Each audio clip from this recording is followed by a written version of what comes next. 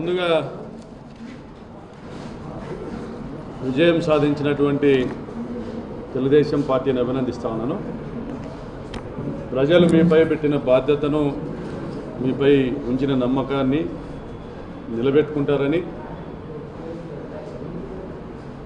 6 నెలల సమయంలో మీరేంటి అనేది ప్రజలకు తప్పకుండా తెలిసి వస్తుందని భావిస్తా ఉన్నా.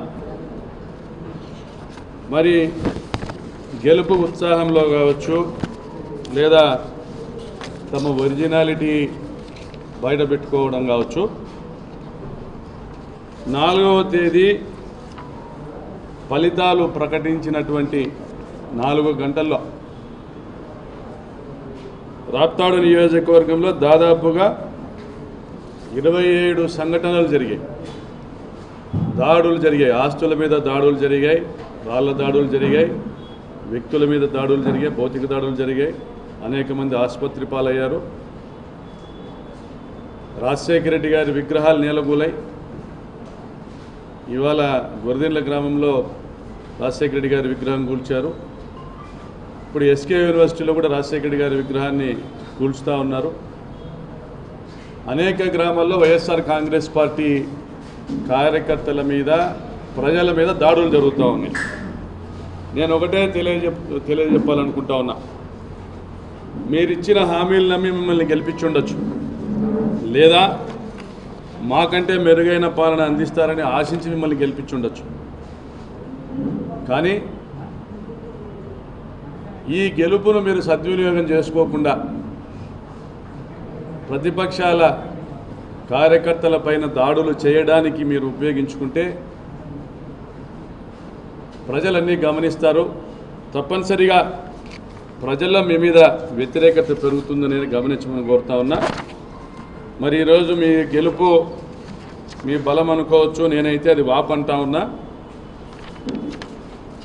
దేశవ్యాప్తంగా సంక్షేమ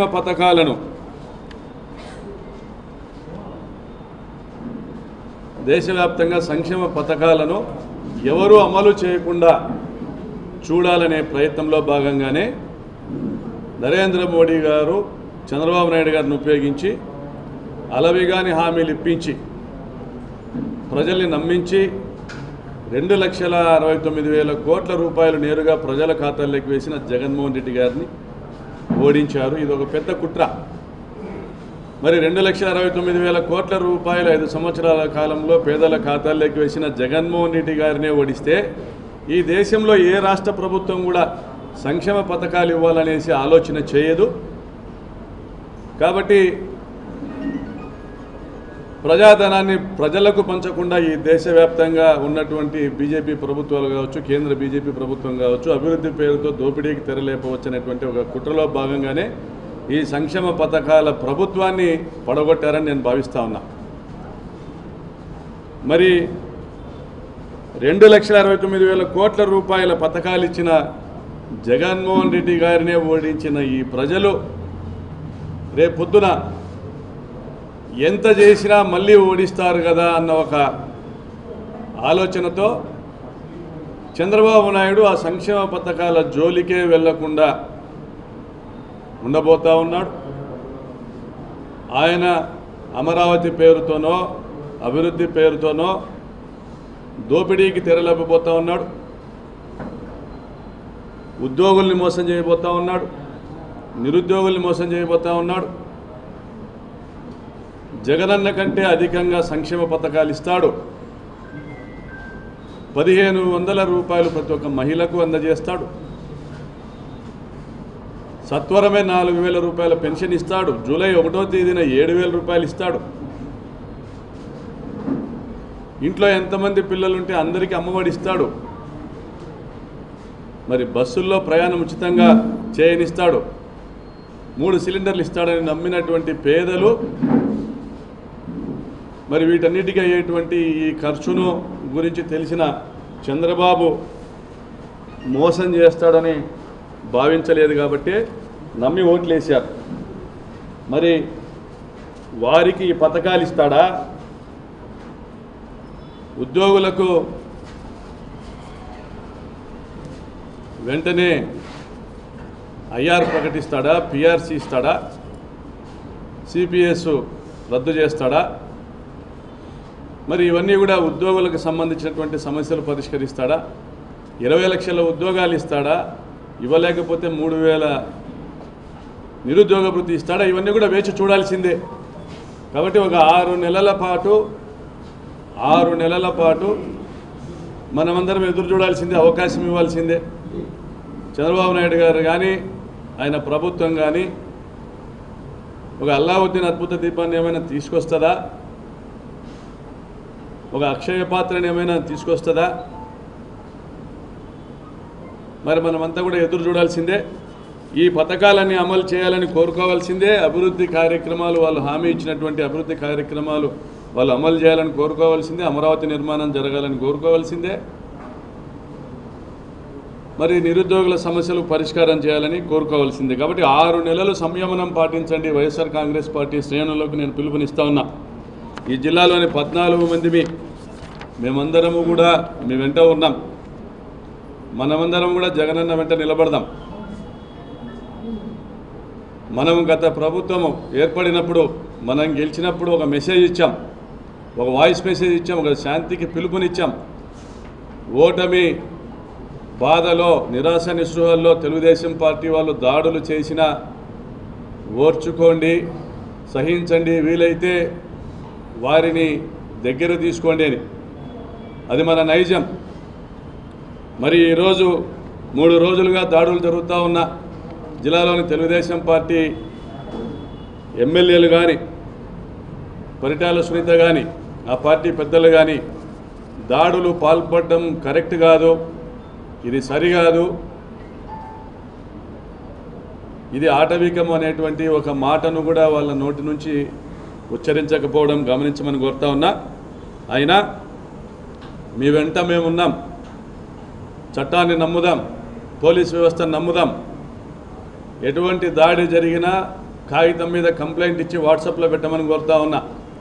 కేసులు కట్టిస్తాం. చట్టం తలుపులు మూసుకుంటే న్యాయదేవత తలుపులు కొడతాం.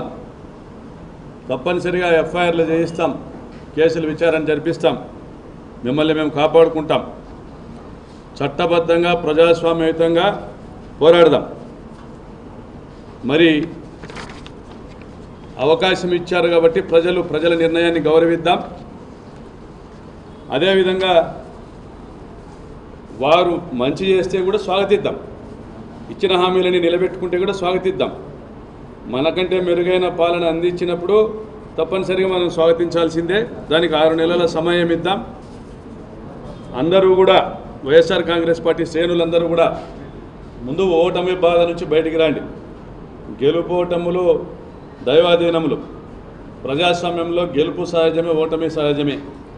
ప్రజల అంచనాల మేరకు మనం పని చేయలేకపోయామా, లేదా మనం ఇచ్చిన సంక్షేమ పథకాలు ప్రజలకు వారికి చాలలేదా, లేదా తెలుగుదేశం పార్టీ కార్యకర్తలు ఇంటింటికి వెళ్ళి ఏదైతే చంద్రబాబు నాయుడు అబద్ధాల మేనిఫెస్టో ఉందో వాటి ఫలాలు లక్షల రూపాయల మేరకు ఒక్కొక్క ఇంటికి ఇలా వస్తాయని చెప్పి వారిని ఒప్పించగలిగారా, లేదా వారి అనుకూల మీడియా మన ప్రభుత్వం మీద, మన జగనన్న మీద, మా మీద చేసినటువంటి దుష్ప్రచారాన్ని నమ్మారా? ఇది నిజము నిలకడగా తెలుస్తుంది. కాబట్టి అందరూ కూడా సంయమనం పాటించమని కోరుతా ఉన్నాం. ఎవరికి ఎటువంటి ఇబ్బంది కూడా రాదు, ఎవరికి ఎటువంటి ఇబ్బంది రాదు. 14లో వాళ్ళ ప్రభుత్వం వచ్చింది, వాళ్ళు హామీలు అమలు చేయలేదు. ప్రజలు పిలుచుకున్నారు మనల్ని. 2015 నుంచే ప్రజలు తిరగబడ్డారు. గ్రామాల్లోకి వెళ్ళాం, సభలు జరిపాం, ఊరేగింపులు చేశాం, ర్యాలీలు చేశాం. ప్రజలు మనల్ని ముందర పెట్టి నడిపించారు. 2019 వరకు వాళ్ళు ఆగలే. మళ్ళీ రిపీట్ అయ్యింది. 24లో వాళ్ళకి అవకాశం ఇచ్చారు. 2025 నుంచి మళ్ళీ రిపీట్ అవుతుంది. వాళ్ళు హామీలు అమలు చేస్తే ప్రజలు వాళ్ళ వెంట ఉంటారు. వాళ్ళు ప్రజలను మోసం చేశారనేది ప్రజలు తెలుసుకుంటే ప్రజలు తిరగబడతారు. ఆ తిరుగుబాటు కోసం ఎదురు చూద్దాం. సీన్ రిపీట్ అవుతుంది. 25 నుంచి 29 వరకు అప్రతిహతంగా జైత్రయాత్ర జరుగుతుంది. మళ్ళీ జగనన్నను ముఖ్యమంత్రిగా చేయడానికి ప్రాణాలు ఇచ్చేదానికి కూడా సిద్ధంగా ఉన్నాం. ముందు నాది, తర్వాతే మా కార్యకర్తల్ని. నా చావు జగనన్నను సింహాసనం పైన కూర్చోబెడతాదంటే నా చావు నుండి జగనన్న జైత్రయాత్ర ప్రారంభమవుతుంది. వైఎస్ఆర్సీపీ శ్రేణులందరూ కూడా మనోనిబ్బరం కోల్పోవద్దండి. తప్పనిసరిగా ప్రజాస్వామ్య పద్ధతిలోనే పోరాడదాం.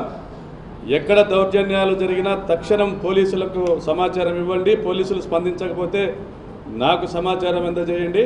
తప్పనిసరిగా చట్టాన్ని గౌరవిస్తూ ఉన్నాం, నమ్మకం ఉంది, చర్యలు తీసుకుంటారు. తీసుకునే పక్షంలో న్యాయదేవత ఎలాగా ఉంది, న్యాయదేవతను ఆశ్రయిద్దాం.